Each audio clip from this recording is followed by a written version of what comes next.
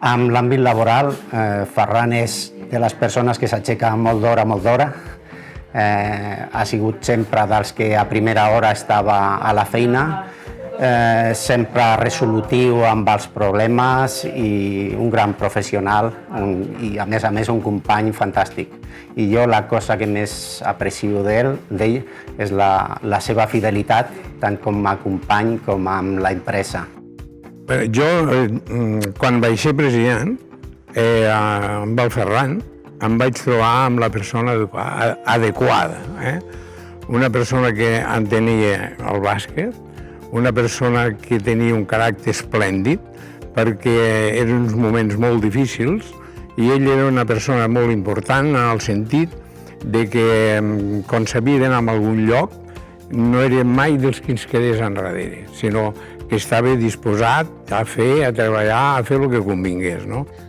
Bueno, jo crec que el fet de que sigui una persona de territori i no sigui de la capital dona un punt de vista molt més...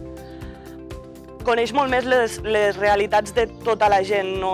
Al final, els que estem al bàsquet sabem que a Barcelona és molt fàcil fer bàsquet perquè ho tens tot, no tens distàncies, tens molta gent, hi ha molta més feina feta, però ell, al ser una persona de fora, al final és de la Seu, sí que té molta més coneixença de les realitats dels llocs petits. I tot això és una mica de sàvia nova per la federació que altres no poden aportar.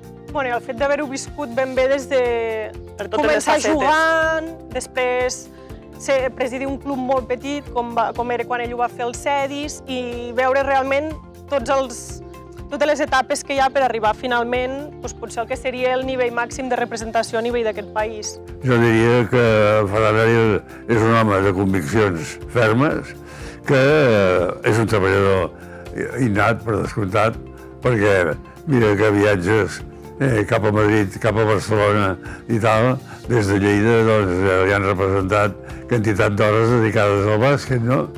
I és encomiable que les persones amb aquesta tasca voluntària. Jo el conec, aquest home és de Lleida, i el fet d'haver-se vingut aquí, jo crec que mereix un respecte i una atenció per part de les persones que amem el bàsquet. Jo l'aprecio moltíssim. I abans ens havíem desempalegat sempre, desenvolupat com directius i demés. Però ara, després d'haver fet aquest pas, encara he agafat més arrels amb aquest home i m'agrada molt que sigui el futur president de la federació. Ferran Aril és una persona que tinc la sort de conèixer des dels meus inicis com a entrenador i amb la que tinc uns grans records del que va suposar per mi i per el bàsquet de Lleida. És una persona incansable, que mira perquè el bàsquet creixi a tots els llocs, fidel a tot el bàsquet català y que segur que nos ayudará a que nuestro básquet siga creciendo. Bueno, Ferran, además de un buen amigo, es una persona sincera, trabajadora, leal y sobre todo muy comprometida con los proyectos en los que se involucra, ¿no? Y yo creo que es la persona más adecuada para dirigir el baloncesto catalán en los próximos años por diversos motivos, pero fundamentalmente porque es un gran conocedor del básquet catalán, como lo ha demostrado en los años que ya ha dedicado, prácticamente más de media vida.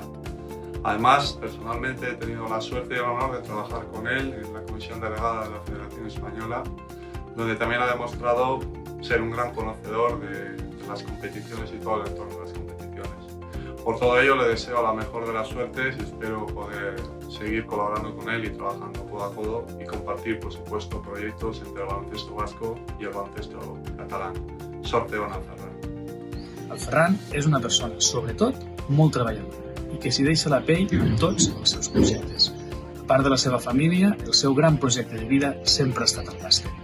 Des dels 10 anys fins ara ha estat sempre vinculat amb el món del bàsquet i ha fet tots els papers de l'AUCA, des de jugador des de la base, des de ben petit, amb un club, a més, petit, d'una ciutat petita com és l'Urgell i com és el Cedis. I d'aquí ha anat agarcant tots els altres àmbits del bàsquet, la Federació de Lleida i ara a la Federació Catalana des de fa molts i molts temps.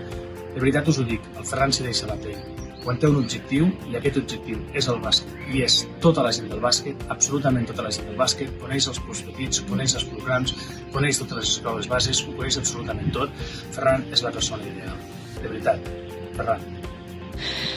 He renovat un any més el meu compromís amb la Federació Catalana de Bàsquet i d'aquesta manera també reafirmo el meu suport amb el president, amb el Ferran, perquè penso que és important que tinguem temps per treballar i per donar continuïtat a tots els projectes que hem començat. O sigui que seguim endavant i seguim junts. Conocí a Ferran en el marco de la Comisión Delegada de la Federación Española de Baloncesto.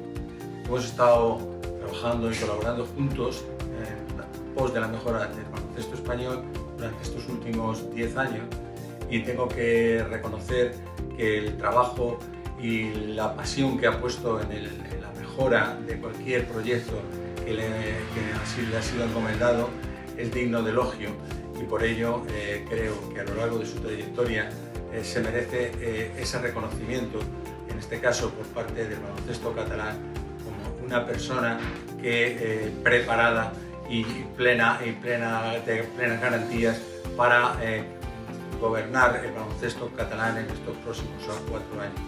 Mucha suerte, Ferran. A mí personalmente me gustaría que la persona encargada para la presidencia fuera una persona con los valores que tiene el presidente Ferran, ¿no?